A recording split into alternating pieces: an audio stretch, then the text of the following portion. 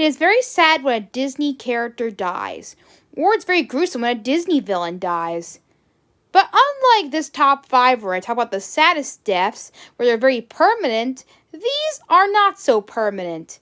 All of these deaths, the character comes back to life, which I call the top 5 false alarm deaths. Now I'm going to be looking into the characters that almost they died, but then came back to life shortly after that happened. So I'm going to look at the top 5 Disney characters that you almost thought were dead, but then came back to life. And I'm also going to mention a few other characters as well, not just Disney characters, but Looney Tunes and more. So there'll be more Disney characters on this list than Looney Tune characters, but there are some I will mention on this list. So here we go. Number 5, Pinocchio. After all Pinocchio's been through to save his father, Jane changed into a donkey, and everything else that's happened that's bad along the way, he had a long adventure to get where he needed to be, and to be a real boy. That came with the consequence of saving his father's life from Whale Monstro. Just seeing him trying to save his father is an amazing and incredible sight to see. This moment is where he's very brave. So by this moment, you think he become a real boy. But all that changes once you see the tragic death he takes up. The tragic drown of Pinocchio. The tragic sight of him looking down and laying there, all hopelessly. It seemed like there was no hope for this puppet to come to life. But the fairy reassures us that he comes back to life with a little shimmer of light. I'm not saying that that there was no hope for Pinocchio staying alive, but the fact is that this part of him dying, the thought of it, and the way they made it look was just so dark and convincing to me. So, in a way, I get to mention right here. It's also very upsetting to see Jiminy Cricket and Geppetto cry out in tears for this little guy. How could you not cry? Number 4, Snow White. This was incredibly sad for the fact that the dwarfs cry right in front when they see Snow White. This is a very well-known scene by the many. Before that, when this movie first came out, people were crying with tears when they saw this scene. A lot. So, you feel for the dwarfs. You feel bad that Snow White has died. And that it's just crying with tears. Eventually, of course, the prince kisses her, but this scene is just very heartbreaking to watch. And the saddest part is, the greatest thing about this picture is that you connect with these characters. You really connect with them, and that's the most amazing thing about these sad scenes. Number 3, Jack Sparrow. This death is very shocking to me when I first heard about it. First I heard from my brothers, and then I watched it for myself. And just the thing that happens to poor Jack. He went down with his ship completely. He handcuffed himself to the ship and let him save himself from his crew. That's the most heartbreaking about this scene. He just goes. He just stays there just to save his own crew. It's one touching scene, and also it's very surprising how a character like him could possibly die in a scene like this. But it happens. And, of course, they do try to get him back, but just watching this scene alone is just very death. And you didn't even know he was going to come back. You thought he was dead and that was it. You didn't think he was going to come back at all. Eventually they did, but at first I thought he was dead completely. Especially with the Kraken scene, just makes it more heartbreaking. The Kraken is not a monster you're messing with. Once it snatches the ship up, it snatches it completely. Jack Sparrow did not stand a chance. Number 2. Also, my brother was a big fan of Jack Sparrow. So, to him to see this scene was probably heartbreaking for him too. Judy Hopps. This scene was a very surprising one. I did not really see this scene coming. When it came, it seemed like it was all too real. when Nick became savage, I was totally convinced that he got savage. So when he turned savage, I thought he was going to kill Judy right off the bat. Little did I know that they tricked me all along the way. They got me. I was really into the story from here. I don't know if people were... I think some people noticed that they actually played a prank on this. But for me, I was totally convinced. So, I don't know what people saw in that. I was really into the movie, so I guess I really liked it a lot. So, Zootopia is one of my favorite movies. And to have this happen in the scene just made it all more shocking. And I really got into it. Before I get to number 1, here are a few honorable mentions. E.T. This one's incredibly sad, for this is a very scary scene. Having E.T. being in a bag and having scientists watch over him is a really scary scene to watch. Even when Elliot is screaming and crying for his best to his alien friend, trying to get them back home. This scene is incredibly sad, especially when the flowers start growing out. I remember watching this scene a lot, always going hard on it. Sad, scared, all those feels got right into this scene. Judge Doom. This is not really a false alarm death, because eventually Judge Doom does die in the movie, but there was a part where I thought he was going to die for good. Like, when he got flattened by the steamroller right here.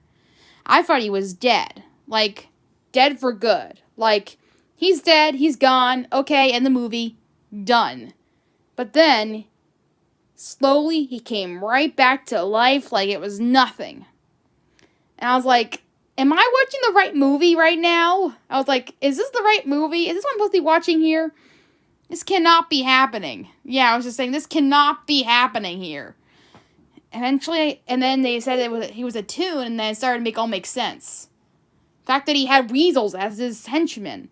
The fact that he got up and never heard of Thing. It was all clear to me right now that he was definitely a toon. And it scared me completely. You never saw any toon as scary as this. Having a villain have a false alarm death like this just makes Judge Doom all the more scary. One minute you thought he was gone, the second he's back and he's ready for more. Well, this happens twice. Especially when there's one time where Tinkerbell takes a bomb for Peter Pan that Captain Hook gave him. Hook was a trap.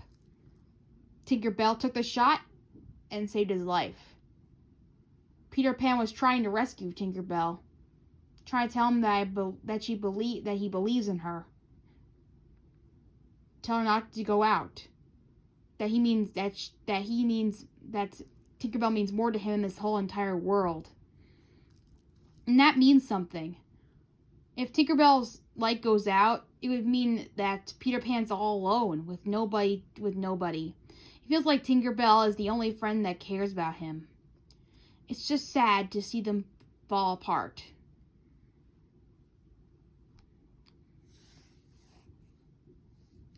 And also in Peter Pan 2, Tinkerbell almost dies the same way. Only this time, Jane says to her that she doesn't believe in fairies. And once that happens, the fairy just croaks to death right away. And then she slowly comes back to life when she starts believing. Thank goodness. Tinkerbell went through a lot of deaths. Thank goodness she really did not die. She's been through a lot. Toy Story 3. This movie, the whole Toy Story gang. This scene is probably the most darkest scenes I ever seen in a Pixar movie. And saddest, too. Because I really thought they were going to die in this scene. I was so ready for this to happen. I was so ready for them to die. So ready. I really was. I was ready for the series to end. I knew that this is the time. If I knew this was going to end this way, I was ready for it. I was all set up and ready to go. Once they started holding hands, they closed their eyes, and I was ready to let it happen. Until the claw came down and saved them all. I'm so happy. But it was a big false alarm right there. I was like, woo! Glad that didn't happen, but it was a big false alarm right there. Like, imagine if the movie ended this way. I would have liked it that way, actually. I would have been okay with it because I was so ready for it. But just for that to come out of there was just a breath of fresh air, I guess. Either way, it would be hard to say goodbye to the toys this way. After all we've been through with them. It's a lot to watch. And that Lotso. What a jerk. Basil. And the Great Mouse Detective. I don't know about you guys, but in this scene, I was very upset. Because I really connected with Basil. I looked up to him. And after all the pain he went through to help Olivia, this scene was very, very sad to see. Just like Olivia, I was sad. He was like the hero of the story. And just seeing Ratigan strangle him was just all the more heartbreaking as a were-rat. Scrooge McDuck. This is from episode DuckTales, so if you haven't seen this episode yet, go watch it. This is a really good episode, by the way. So anyway, this is a episode where Scrooge McDuck has a sickness called gold fever or something like that. And then Glum Gold has something to do with this episode. So how about you just go watch it for yourself? It's all just interesting like that. So it's a big episode. It's a very interesting episode indeed. So I feel better if you just go watch it for yourself. It was very surprising to me to see Scrooge go such lengths and fake his own death like this. But I give him to say I made a theory about it once before. So I can end it off by saying Scrooge McDuck knows what he's doing when he dies. Well, fake death, I should say. So this truly should come as no surprise to me. But just the thought of him dying just makes it all feel sad to me. Not only that, but I had a vision of him dying one time, too. Sometimes I think of different Disney visions, and it comes true. Anyway, thanks for enjoying my top 5 of false alarm deaths. If there is any ones that you guys have seen, tell me in the comments below, and tell me what you guys feel. And subscribe if you want to see more like this one, and I'll see you next time. And now, number 1. The saddest Looney Tunes cartoon moment is Bugs Bunny Plays Dead. Now, throughout the years, I've watched many Bugs Bunny cartoons. Every single time, he appears everywhere. This cartoon life, I had to watch this bunny before anybody else in the world. Eventually, I gave up my rage of how many times I watched a Bugs Bunny cartoon and decided to watch some of my own Bugs Bunny cartoons as myself. In fact, I loved Bugs Bunny for a while. In fact, I've grown to love him as a great Bugs Bunny character. I've grown to love him. Not only that, I think I learned to appreciate his jokes and how he treats cartoon characters.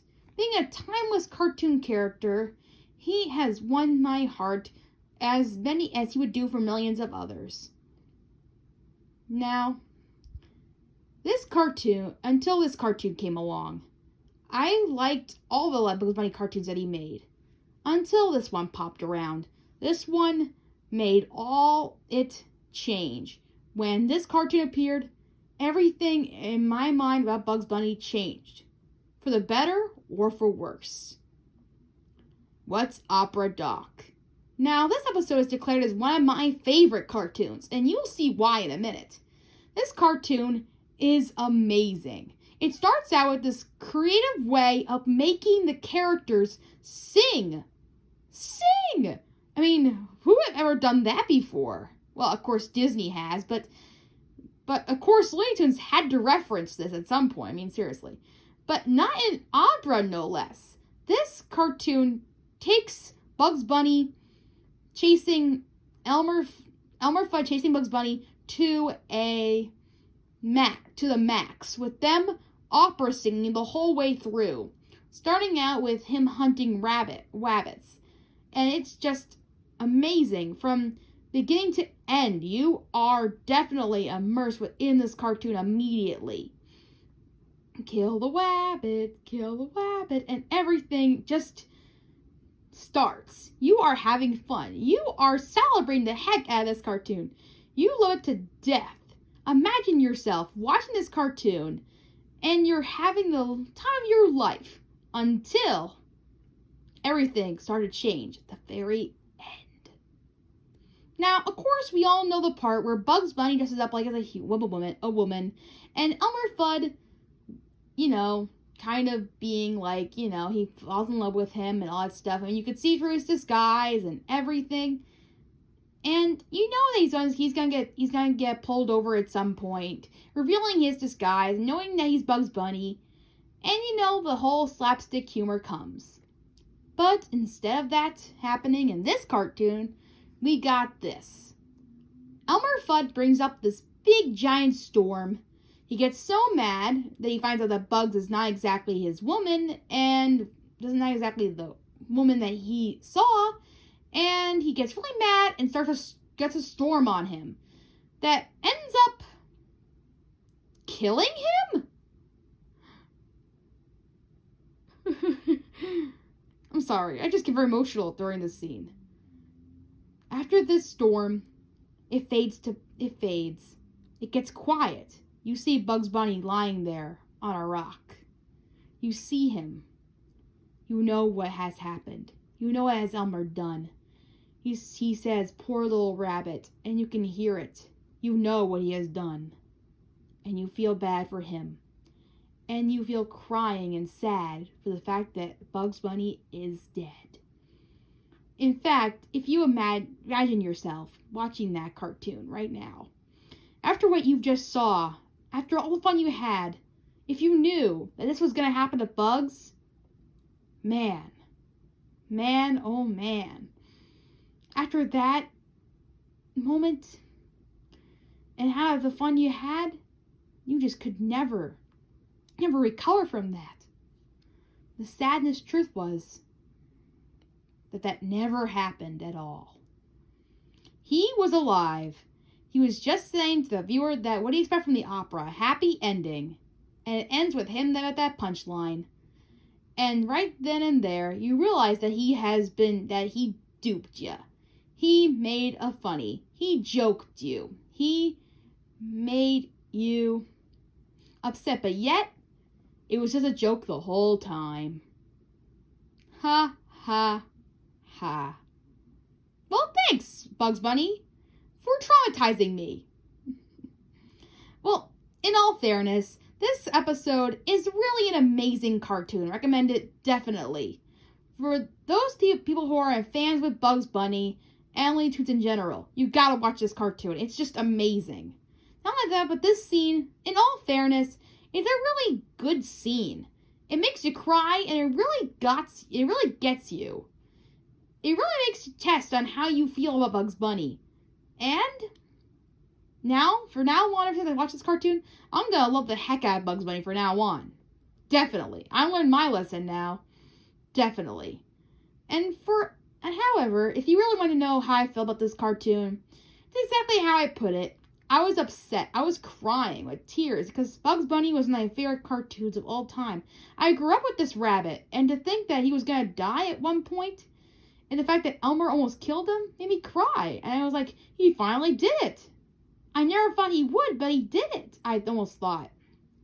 Right then and there. You never expect a villain or anyone that's been chasing this person for years and finally got his chance to win. And the result was very upsetting because he actually cared about this rabbit for once in his life. It also made it more upsetting. After all these years, it still was very upsetting. And not only that, Bugs Bunny was my favorite cartoon character aside from, Mickey Mouse, and he was a classic. He was a popular icon. You just made him die right there. It's just going to make a whole bigger impact on people. It's like it did on me.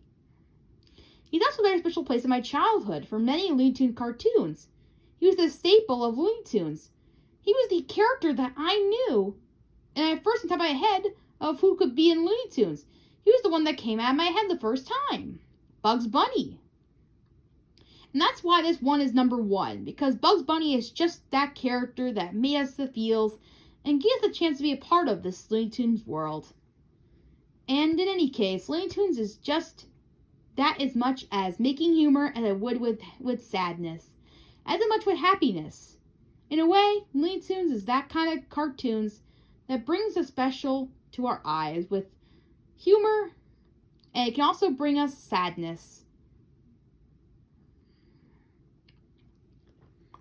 Thanks for watching this top 5 of sad moments of Looney Tunes. If you liked what you heard, if you liked what you watched, please subscribe and see more of my top 5s, like my top 5 favorite Disney movies, or my top 5 worst Disney movies, or my top 5 favorite Disney sidekicks.